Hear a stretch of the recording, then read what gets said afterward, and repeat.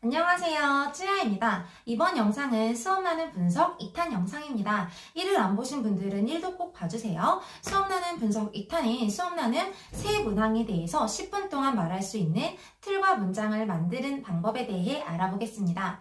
단순히 설명만 하는 것이 아니라 예시를 바탕으로 알아볼 예정이니까 끝까지 시청해주세요. 일반적으로 인터넷에서 볼 수 있는 만능틀이나 맞는 문장이 아니라 똑같이 수업 나눔 10분을 하더라도 다른 사람의 답변보다 훨씬 풍성하고 교직의 진정성을 보여줄 수 있는 방법입니다. 이것을 잘 소화한다면 10분의 시간을 알차게 채울 수 있고 가장 중요한 감독관에게 좋은 인상을 남길 수 있습니다. 그러면 가보시죠. 네, 12월에 수업 나눔을 연습하시다 보면 정말 많이 말한 것 같은데 끝나고 봤더니 4분, 5분 이렇게 흘러가 있는 걸 느끼실 거예요. 저도 1월 달에야 8분을 찍었고 12월 달에는 5분, 6분을 말하는 것도 버거웠거든요. 10분을 채운다는 게 보통 일이 아닙니다. 감독관이 질문을 읽어주는 시간을 제외한다면 적어도 8분 정도는 본인이 발언을 해야 된다는 뜻인데요. 그러기 위해서는 시간을 늘려야 합니다. 네 가지로 말씀을 드리겠습니다. 첫 번째, 수업 나눔 답변에는 서론이 있어야 됩니다. 서론을 위해서는 단어에 대해 본인이 생각하는 정의가 필요합니다. 예를 들어서 배움 중심 수업을 물어봤다면 한 줄로 정리된 본인이 생각하고 있는 배움의 정의를 일단 깐 뒤에 그러한 배움을 수업에서 어떻게 구현했는지를 말해야 합니다. 지난번에 예시로 들었던 수업 나눔 문항을 다시 가져와서 말씀드릴게요. 네, 이런 문제를 받으셨다면 바로 수업 나눔을 통해 깨달은 점을 이야기하는 것이 아닙니다. 본인이 생각하는 수업 나눔이 뭔지를 먼저 이야기하는 것입니다. 답변해 보겠습니다. 제가 생각하는 수업 나눔이란 단순히 저의 수업을 동료 선생님들께 공개하는 것이 아니라 제 수업에서 배움이 언제, 어떻게, 왜 일어났는지를 동료 선생님 그리고 학생들과 함께 이야기 나누는 것이라고 생각합니다. 이를 통해서 학생들의 배움의 시점을 발견하고 그 이유를 찾아 더욱 발전시키며 수업에서 소외된 학생은 없었는지 파악하는 작업이라고 생각합니다. 제가 수업 나눔을 통해서 깨달은 점은 네, 이렇게 하시는 겁니다. 말씀드렸던 것처럼 단어의 정의를 서론으로 이야기하고 본 답변으로 들어가시는 것입니다. 이렇게 하시면 답변 내용을 풍성하게 채우면서 길게 끌고 갈 수 있습니다. 또 하나의 예시를 들어보겠습니다.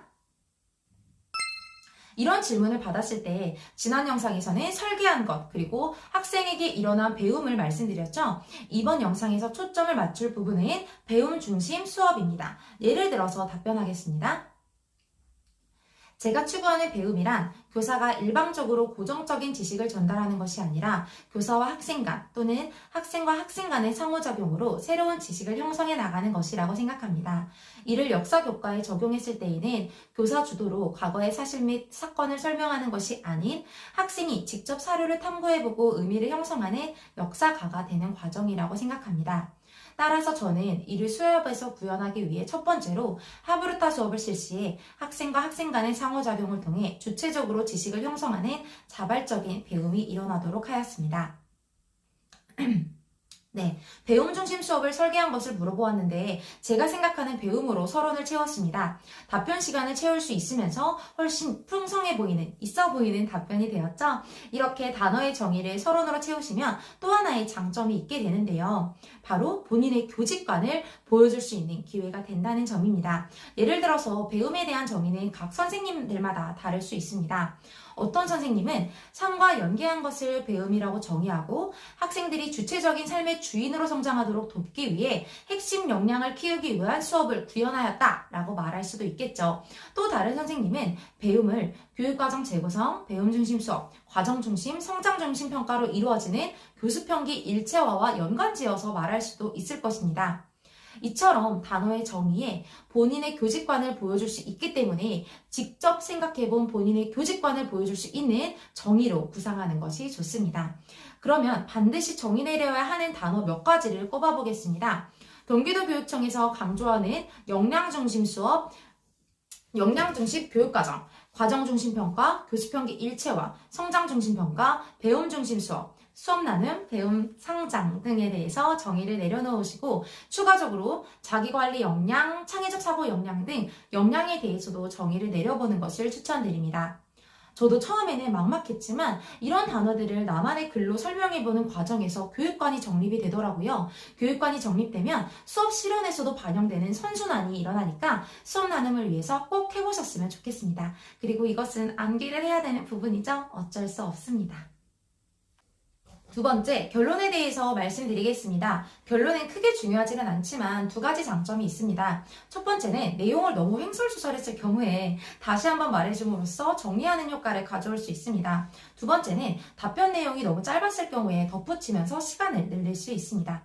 결론에서 말하는 내용은 다음과 같습니다. 첫 번째는 말한 답변 내용을 정리하기. 두 번째는 수업 나눔을 통해 느낀 점 말하기. 이때 사용할 수 있는 단어로는 수업 성찰 및 반성적 사고, 수업 공감 능력, 동료 교사와의 협업 및 공감 능력, 전문적 학습 공동체 역량 등이 있습니다.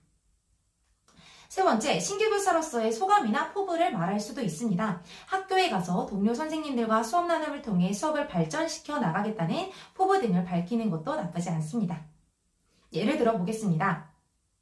미래 사회는 지식보다는 지혜가 중요한 사회이며 학생들이 공동체 안에서 모두를 아끼고 살아가는 사람으로 성장하기를 지향하고 있습니다. 제가 신규 교사가 된다면 이처럼 자기관리 역량과 협력적 문제 해결 역량을 함양할 수 있는 수업을 설계하고 꾸준히 수업을 성찰하며 성장하도록 노력하겠습니다. 이상입니다.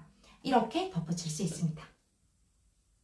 세 번째, 수업 나눔도 면접 형식으로 진행되기 때문에 두 갈식으로 말하셔야 합니다. 그래서 면접을 준비하실 때처럼 두 갈식으로 말하는 연습을 꼭 하셔야 합니다. 예를 들어서 이런 질문을 받으셨다면 제가 수업을 통해 키워주고자 했던 역량은 세 가지입니다. 첫 번째는 자기관리 역량입니다. 자기관리 역량이란 자기 정체성과 자신감을 가지고 삶에 필요한 기초 능력을 갖추어 자기주도적으로 살아갈 수 있는 능력을 의미합니다. 저는 학생들의 자기관리 역량을 키워주기 위해 자신감을 가지고 수업에 참여할 수 있도록 확산적 발문을 활용하였습니다. 라고 대답하시는 겁니다. 네 번째, 본인의 경험을 넣으셔도 됩니다. 예를 들어보면 수업 실현에서 학습을 어려워하는 학생이 있고 이를 또래 교수 활동을 통해 해결한다는 장면을 넣으시면 됩니다. 그 후 나눔에서 이 장면과 본인의 경험을 연결하는 것입니다. 제가 예를 들어서 나눔에 답변을 해보겠습니다. 중학교 때 선생님께서 방황하던 저를 믿어주시고 잘할 수 있다고 북돋아주시면서 역사부장을 맡겨주셨습니다. 그리고 그 책임감이 저를 성장하게 하였습니다. 이에 저 역시 학생들이 책임감을 가진 사람으로 성장하게끔 독려하는 것을 제 교육 목표로 삼고 있습니다. 학생들이 책임감을 가질 수 있도록 또래 선생님이라는 명칭으로 또래 교수 활동을 시행하였고 선생님의 긍정적인 피드백을 제공하여 배움과 나눔이 같이 일어나도록 유도하였습니다. 교실 내에서 나눔을 지향하는 분위기를 만들어 학생들의 자연스러운 성장을 독려하고 싶습니다. 이상입니다. 네, 이렇게 내용을 채우셔도 됩니다. 네, 수업 나눔의 분석 두 번째 영상에서는 수업 나눔 10분을 채우는 방법으로 서론, 단어 정의하기, 결론, 두 갈씩 연습하기, 경험 언급에 대해서 말씀드렸습니다. 수업 나눔 첫 번째 영상과 함께 꼼꼼하게 보시면서 준비하신다면 수업 나눔의 대비가 확실하게 될 거라고 생각합니다. 도움이 되셨다면 구독 눌러주세요. 오늘도 수고 많으셨습니다. 감사합니다.